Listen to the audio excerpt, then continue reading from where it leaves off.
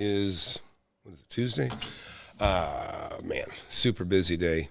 Lot of stuff going on.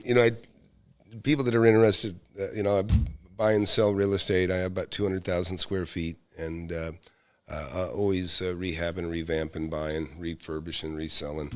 It's what I do. And one of the biggest things I do is I help people that are established investors. I help them transition from residential portfolios to commercial industrial portfolios, because really those are the best assets to own ultimately, because they're just so much more trouble-free. And we can talk about that if anybody has any questions.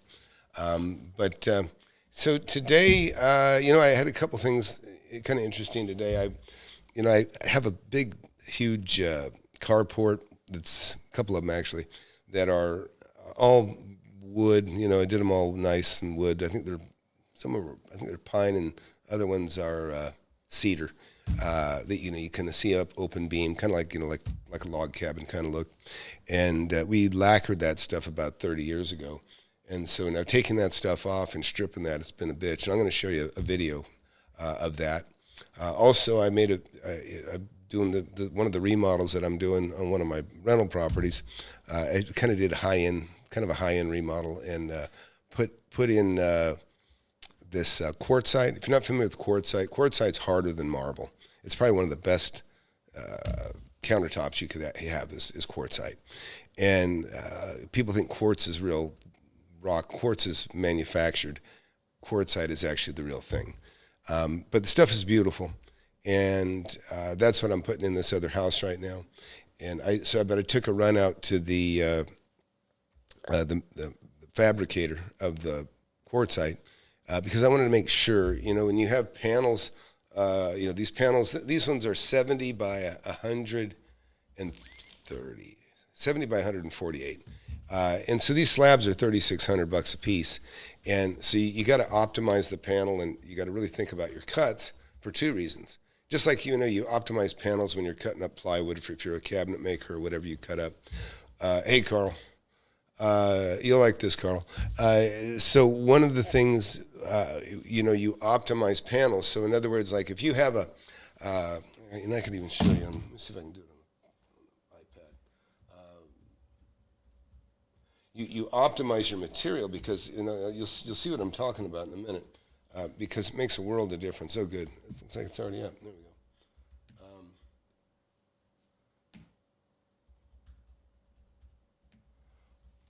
So let me do big whiteboard. Let me think here. Small camera, iPad. Hey, son, where's the big iPad? Is this it? I guess that's it. Let me see if I can make this a little bit bigger.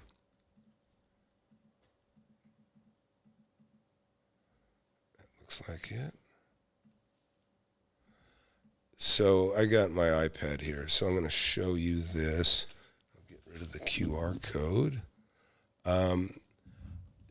So when you have a panel, if you're a cabinet maker, so you've got the grain, right? We all know there's wood grain. Now, if you have paint grade, it can be a little bit different.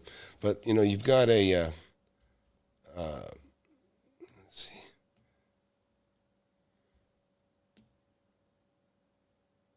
So let's just say you got a 4x8 panel, right? That's 48 by, 8 feet. There's other larger plywood too. But oh, hey, we got somebody in the queue calling. So, caller, hang on there, and I'll pull you in a minute. I'm going to explain this real quick. So, when you're optimizing a panel, for example, like a cabinet, if this was a little cabinet, it's like a kitchen cabinet, right? You have the toe kick. This is what we call the toe kicks, where your feet go underneath. Well, your cabinets on average are about 35.5 high, right? Well, you can't get 3 cuts of 35 through here because it's not long. So you'd get 2 cuts of 35, and then this would be waste, right, in this scenario.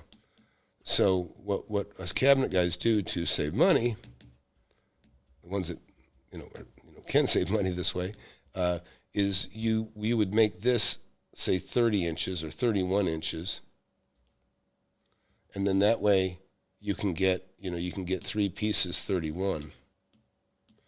Right? Because this is 96. And so this is what we just call panel optimization. And then the other thing is, same thing, this is 48 inches, right?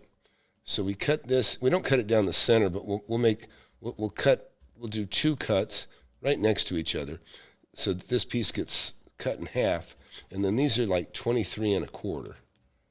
And then that way, when you put a 3/4 inch face frame, and I'll go back down here, you put a 3/4 inch face frame on your cabinet, then you got a net 24 inches, which is the standard, right? And like bathroom cabinets are like 21 deep. So this is panel optimization. So, but where I'm going with this with you guys right now is that I'm dealing with, and I'll show you a video here in a second. I'm dealing with 3,600. This isn't a $100 piece of plywood. This is a $3,600 piece of rock.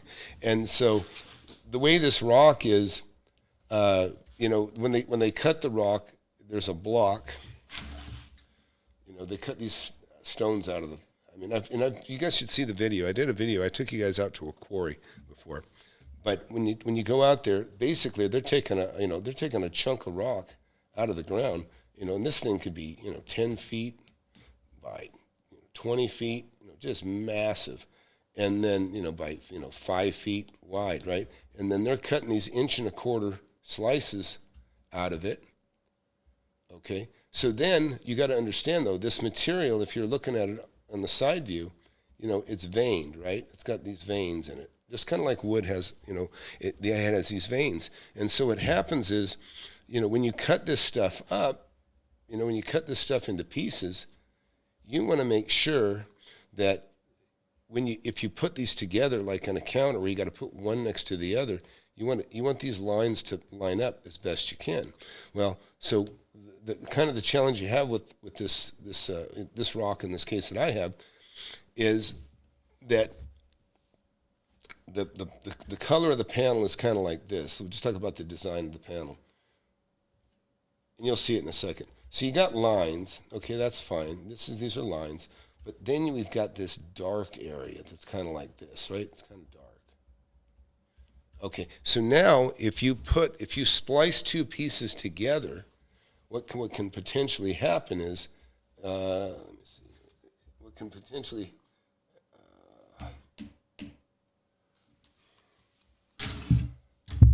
back here.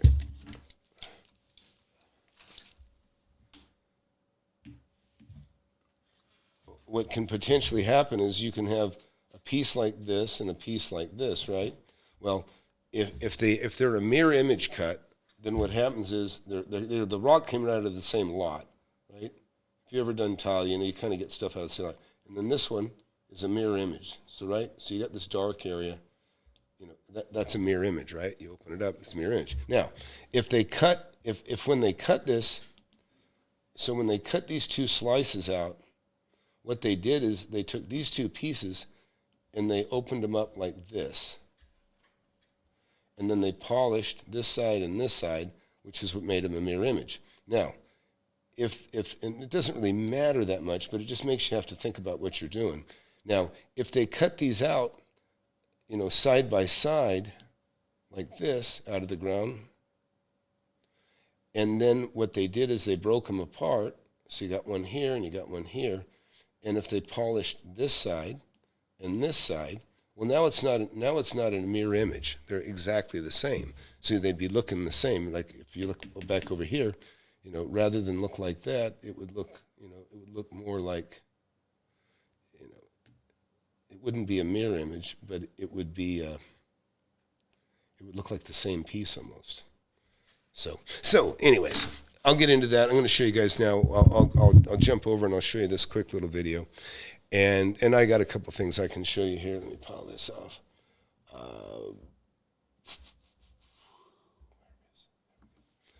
Let me take this off. Let me pop this open. All right. Oh, this is one of my restaurants, by the way. This is a restaurant. They just actually furnished this thing with really kind of cool. If you look at this stuff, they're kind of like all barrels, and they're all hand painted on the back of each and every one. Even the booths are great detailed. There's leather inset and all kinds of stuff. It's kind of cool. It's always great when you see a business invest, You know, I've had guys put, $120,000 upgrades into their office just for their, their network and, all the different stuff. And it just makes you feel good. Okay, this tenant ain't going anywhere. And it always makes you feel good when you see them putting in, a substantial investment. And that's just what this is. This is a substantial investment, all this furniture and that sort of thing. And then in the back, you got freezers and all the other stuff that goes into a restaurant, TVs, whatever. But that isn't what I was going to show you, actually.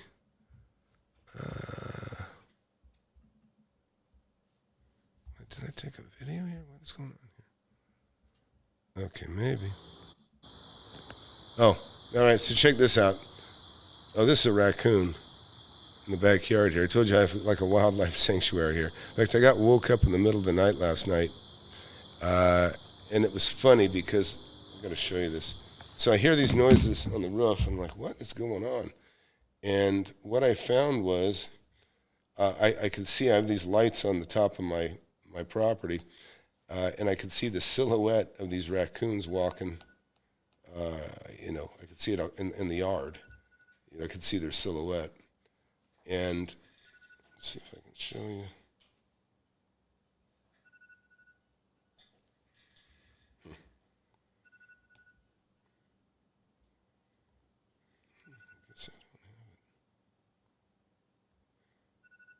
Oh, there they are. Here, I'll share this one too.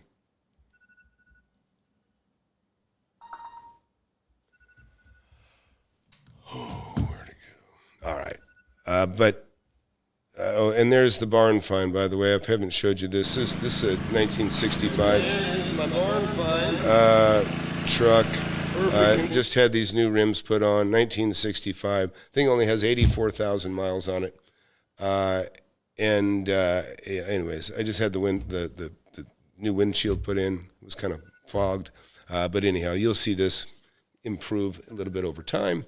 And then I'm going to be taking this call here in one sec. Caller, I appreciate your patience. This is another thing. This stuff has been dark as, like the darkest spots on here. This almost looked black underneath here. So this has been getting reworked. We're power washing it. You got to be really careful, because you're taking off varnish, but you go too deep.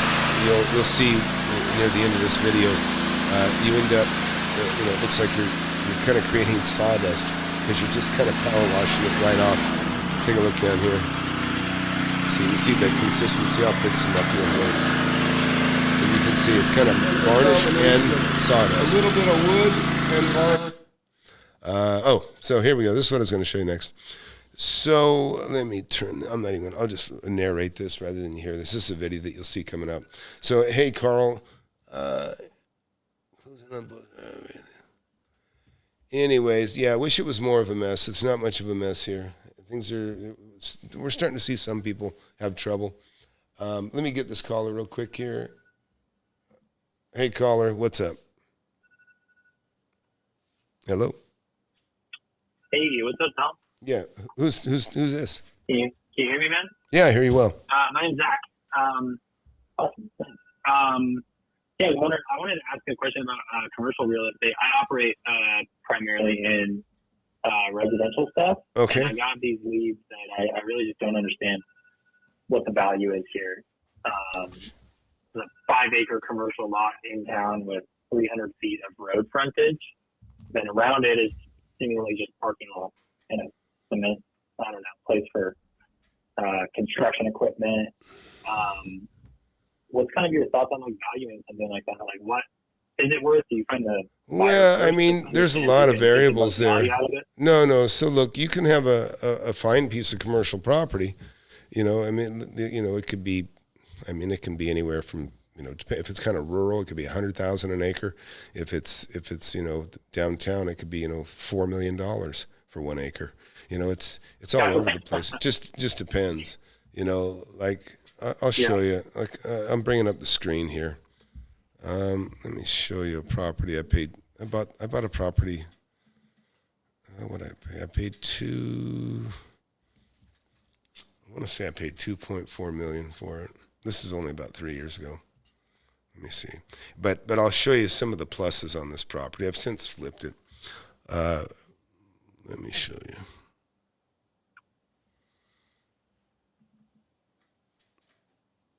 Yeah, here we go. And I can show you a lot of stuff too. So like, are you watching the computer right now, buddy? Yeah. So like, this is I can see it. Yeah, this You're almost right over where I'm at. I'm in Tucson. Oh, okay. Well, so this is, I bought this building here for $1.6 million. $1.6 million, and this is beautiful. I got a great deal on that. But I also bought the land next door to it. So this area that you see where it says industrial land, all this stuff alongside of it wraps around this little gas station, all this here. So, this is prime frontage. This is a 5-lane road with a center, it's got a center lane and 2, and it's got bike lanes. And then the other, thing is it's really close to a freeway. See down here? You go this way. There's a freeway. So all these things matter, right?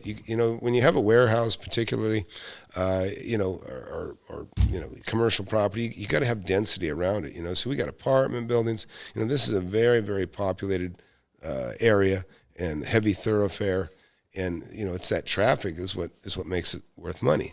And then, of course, the other thing you get into, are you on the going home side of the road or the going to work side of the road? Best to be on the going home side of the road. That gives you more value because people are on their way home. They have time to stop in, and whether it's a bar to get a drink or groceries to grab some. Grocery store is not so much important. They'll make their way to both sides for a grocery store, but those convenient things on the way home, it's always better to be on the going home side of the road.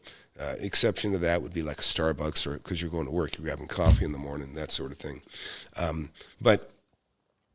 So, like I say, there's just, if you go to flipanythingusa.com and just sign up for the mentorship, and, you'll give me your info, and you'll get a call from me, or you'll get a text from me, and we can have a call direct, and I'll look at whatever you got and help you out. No problem.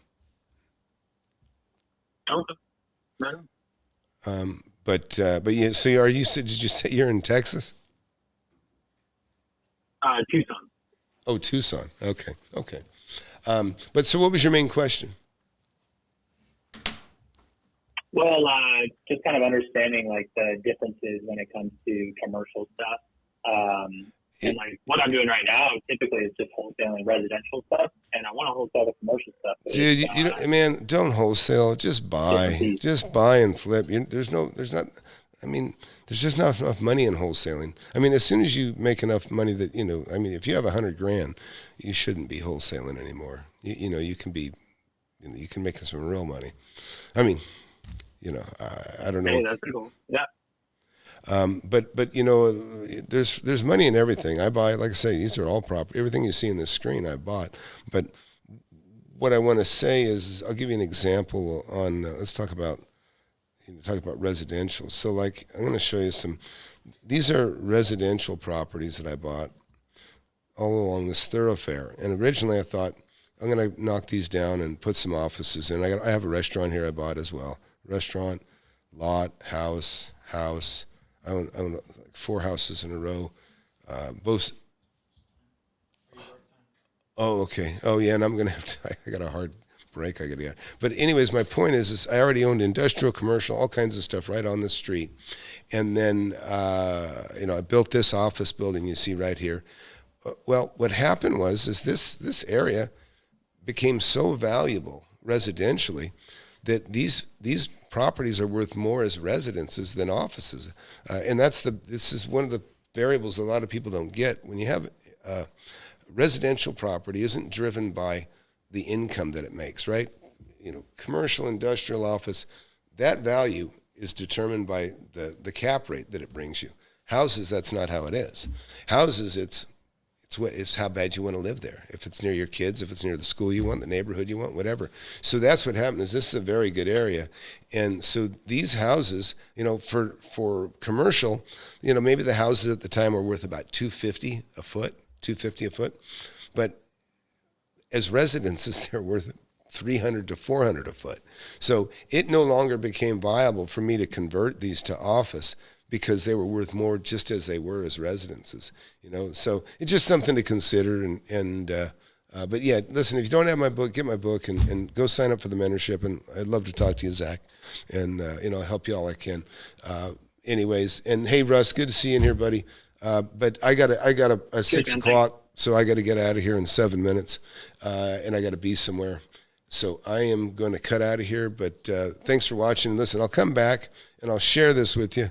Sorry I didn't have time to share this with you. But basically, this is just inside, a quartz and granite countertop area. And this is the grain. This is one of the slabs. This is like a $3,600 slab of quartzite right here. And you can see how it's dark here. And then the mirror image to this one is on the other side over here. Come over and take a look here. See, there's the mirror image of it on the other side.